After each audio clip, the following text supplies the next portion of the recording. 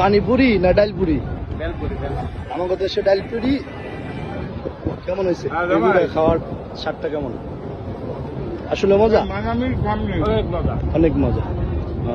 দোস্ত ভাইয়া মনু কেউ দে ডালপুরি না পানিপুরি? বেলপুরি কেমন মজা? এক্সের স্বাদ,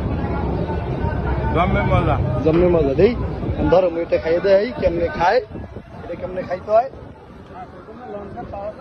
ও লঞ্চ গার্ড পাওয়া যায়। ভাইয়ের নাম কি?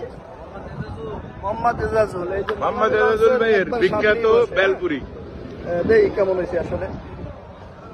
যদি আপনারা বিভাগকে খাইছেন তাহলে লঙ্গি কাঁচা দিয়ে মগু বরিশাল টার্মিনালে চলকে আইবেন, দিলাম আর এরমের ধরকে ধরকে খাইবেন।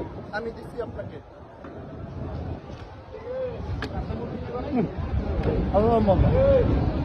খুবই মজা, টেস্ট।